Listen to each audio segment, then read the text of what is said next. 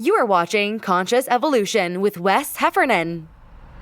I haven't gotten extraordinarily deep into this yet, but one of the things that, so like chemistry, like this structure that we're speaking of, everything should be able to lay over it, or the structure itself should lay over anything and everything, and it makes sense, it fit. And so I've really been looking at chemistry lately, and some of the things, and honestly, it's odd how, again, my focus or in purpose and intent has been kind of wrapped around chemistry, and so I might watch a documentary on something that has nothing to do with chemistry, but yet there's information that is like, look at it.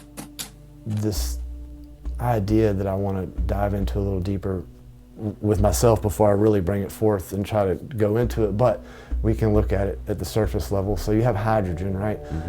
At the center of every star, what you're having is a process of fusion where hydrogen is being fused together to create helium.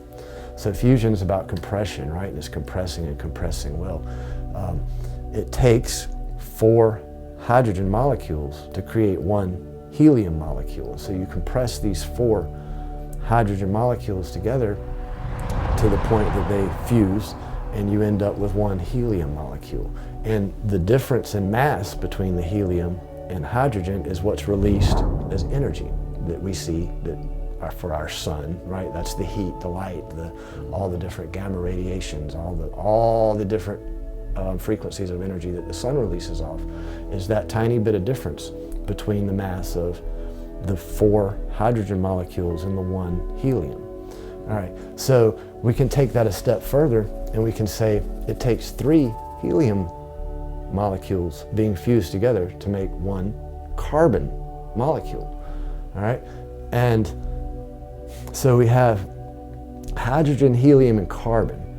Carbon happens to be, if I'm not mistaken, I'm pretty sure I wrote this down in my notes, but the 7th element. It's either the 6th or 7th, but it relates to, I'm pretty sure it's the 7th, but it relates to, we made it like the 7th day, it's time to rest. We made it to carbon. What is everything, all life forms based off of is carbon, right? And so the first part of the process of creation, once you get to the molecular level, is going from hydrogen to carbon.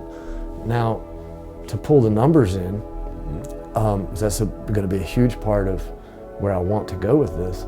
So you have the important numbers that are in all of your stories, your ancient stories, religious stories, spiritual things like that. And so you have 1, the first, carbon, and 4. It takes 4 of those to make 1 helium. Well, then 3, right? So 4 and 3 give you 7. 4 and 3, if you multiply them, give you 12, right? So 3 units of helium have 12 hydrogen molecules, right? And so the 12 hydrogen molecules is what gives you the 1 carbon molecule. And so here's your A and here's your B. How many steps are in between? Your 1, 2. So it somehow really speaks to the process that I'm speaking about. And you can get into a lot of different things with the chemistry too. The noble gases, right? There's something there that I want to dive into. The 2 spots where you go into, they're blank, and you go into these 2 rows down below on the periodic table. There's something to those 2 spots, right? And the fact that there's 21 naturally occurring elements in, what's the right word, crystalline form. And when you get into the idea of alchemy and the hero's journey and kind of tying those 2 together, you come down here at the end. And of the 21 elements that occur naturally in some type of crystalline form on the planet Earth, lead's the last one. And then a couple steps further you have gold, and in between you have mercury, right? And so you're speaking of taking a journey back towards hydrogen, right?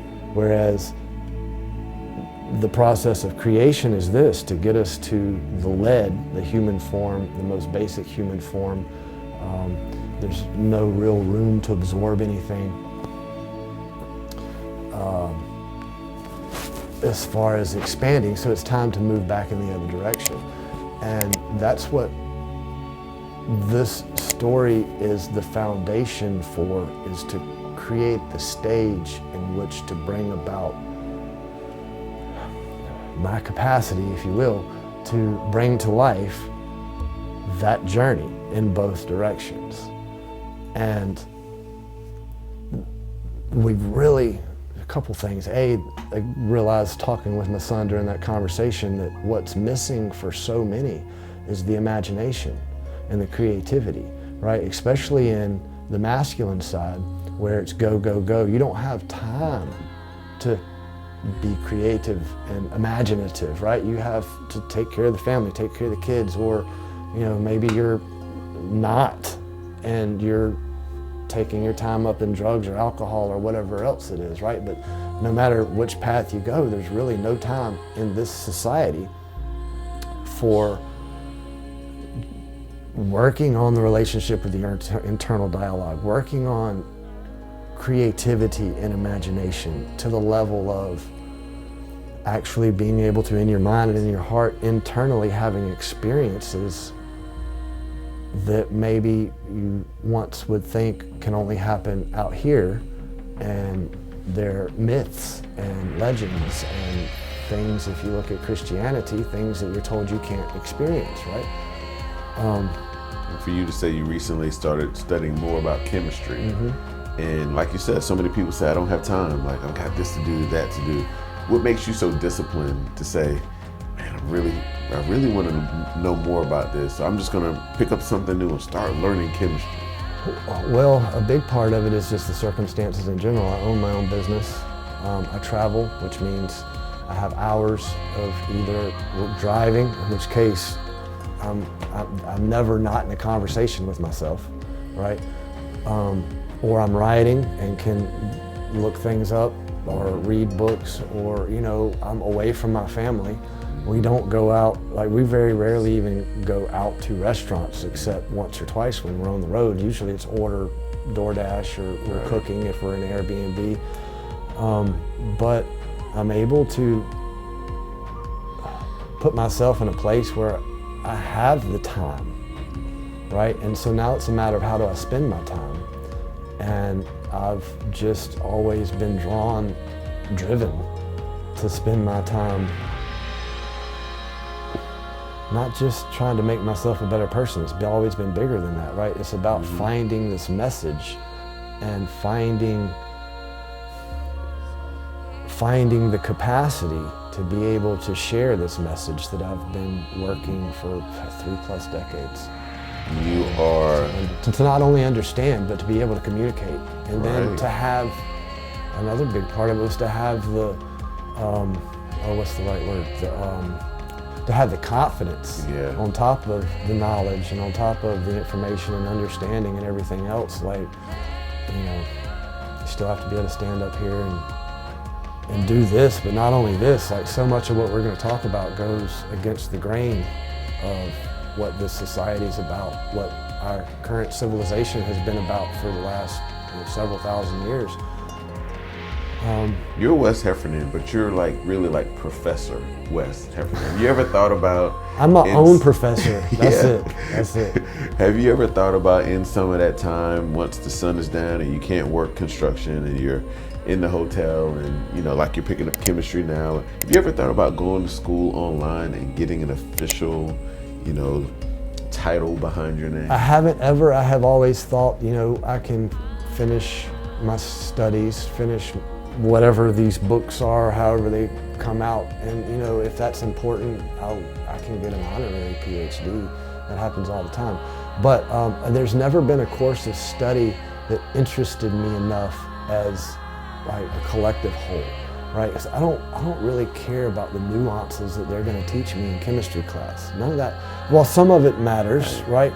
The vast majority of it doesn't, because I'm trying to show something from a different perspective that may not align with some of what we think is accurate, right? In fact, what about a theology degree? So no, if there was going to be one, I have a Facebook friend that is working on her metaphysics degree, and even with all the information, all the reading and studying, what I never really truly realized was I'm studying metaphysics. And so I probably have enough time invested to have a master's or PhD in metaphysics as it stands now. But if there was going to be a course of study that I would choose, it would be that, because it deals with exactly the nature of everything that we're discussing and have discussed and will discuss. That is straight up metaphysics. And I didn't know that until about a month ago. Thanks for watching. Join us next time on Conscious Evolution. Don't forget to subscribe.